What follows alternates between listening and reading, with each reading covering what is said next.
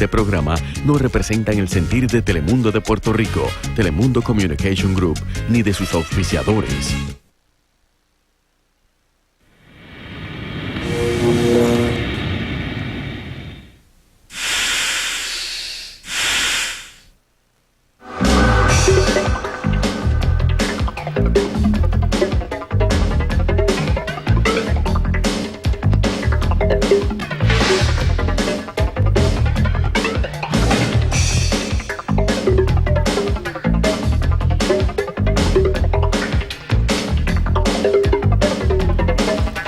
Y salió que tenía cáncer, pero él nunca lo supo en realidad, pensando que no lo voy a volver a ver y es terrible, ¿no? Ando hasta con un disco de él en la cartera. Yo digo que ella tiene que aprender a vivir sin mi papá. Uno se casa tan jovencito, en realidad tú no sabes lo que quieres. Ella va a tener que venir aquí a hacerse un test de DNA, de ADN. O sea que si fuera por mí, yo no los hubiese enviado a la OTI.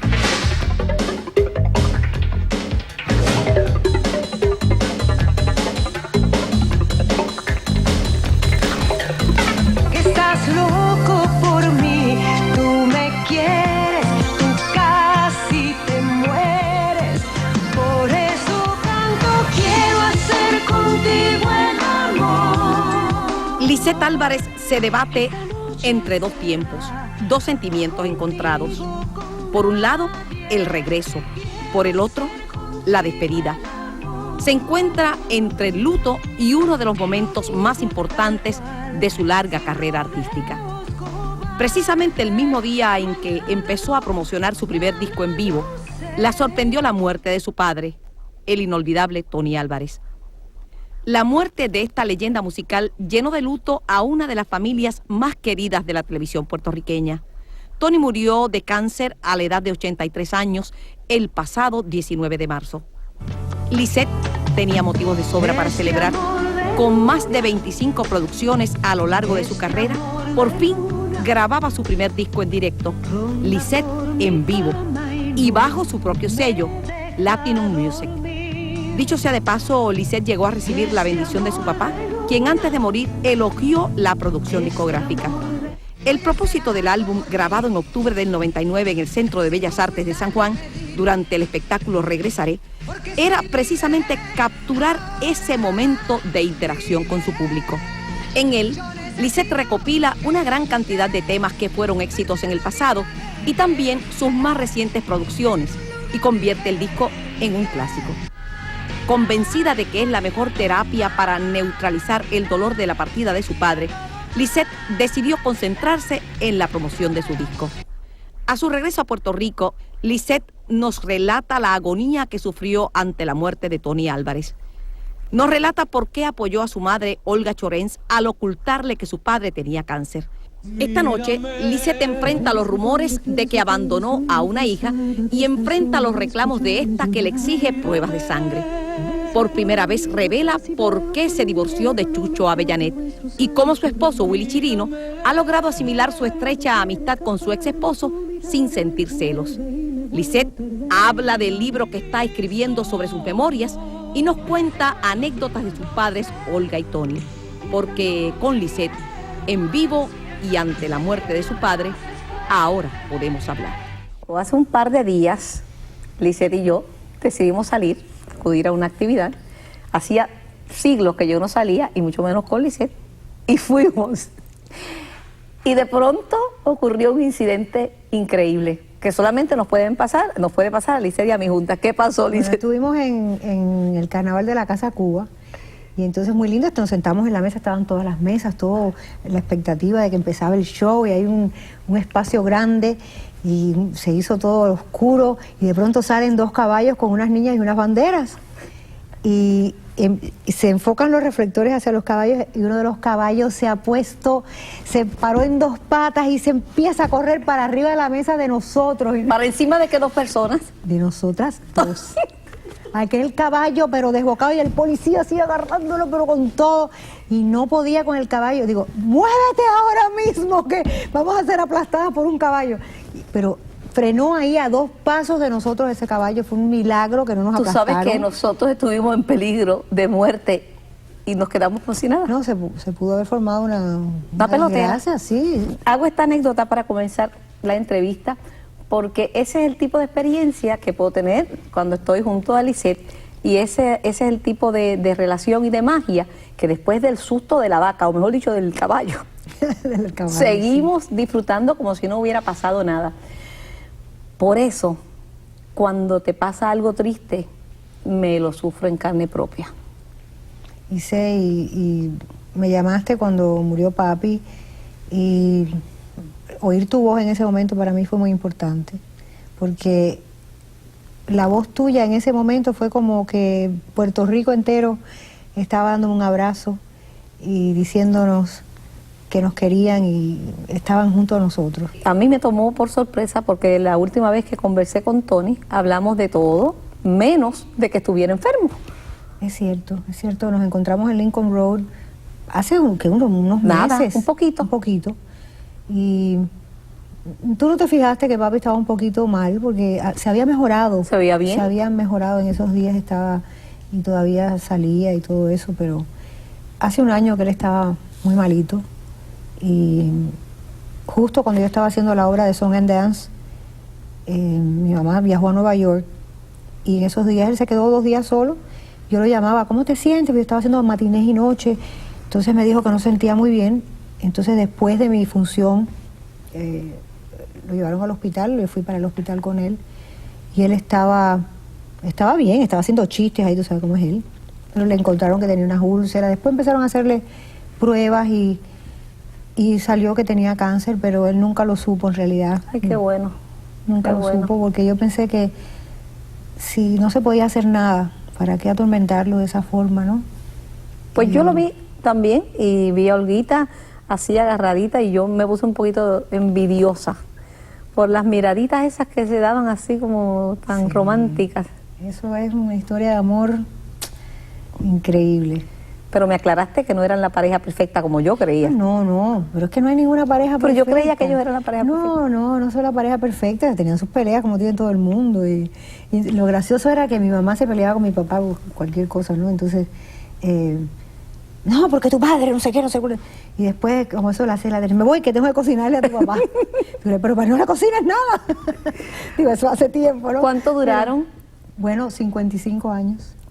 ¿Qué te parece? Eso es una pareja perfecta. ¿Qué te parece? Qué cosa increíble. Tú sabes que yo pensé que Willy y tú durarían como 5 meses.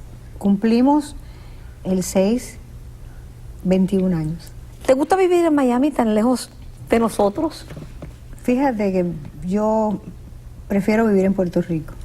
Y hace tiempo que siempre estoy diciendo, no, que quiero tener un departamento acá. El motivo por el cual he vivido tanto tiempo en Miami es porque cuando Willy y yo nos casamos, pues sus hijas estaban en Miami de su primer matrimonio, él no quería estar lejos de ella.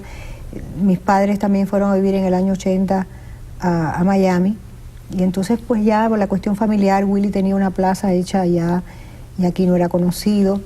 Y esas cuestiones que van pasando los años pero siempre regreso y me paso bastante tiempo aquí en Puerto Rico. Ha cambiado un poco, ya no es tan agradable trabajar en la televisión y ahora pues le arrancan los pellejos, te invaden tu vida, te desacreditan. De hecho, suelo no prestarle mucha atención a ese tipo de comentarios, pero cuando empezaron a hablar de ti, que si tenías una hija que no habías reconocido y que habías abandonado, yo dije, pero me mortificó porque digo, Dios mío, Lisette que hasta adoptó un hijo va a tener una que niega.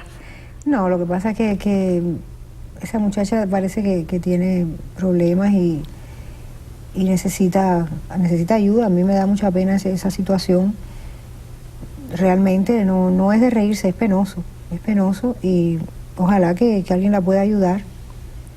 Pero lo curioso es que, bueno, no le dieron calor aquí la prensa porque no merecía darle calor a esto, ¿no? Para crear, qué sé yo, un chisme de la nada, algo que no es cierto. Pero la muchacha tiene muchos problemas. Pero también lo triste es que su esposo le da calor a este asunto y le dijo a una persona de mi oficina, ella va a tener que venir aquí a hacerse un test de DNA, de ADN.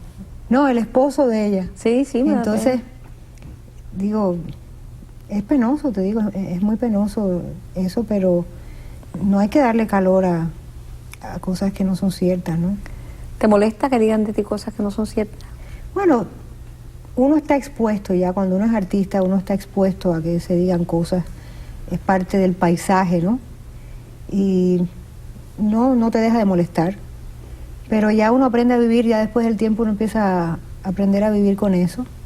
Y qué sé yo, cuando tú ves que yo siempre trato de mandarle bendiciones a aquellos que me deseen mal. A veces son sabios de la ignorancia. Hay especialistas en eso.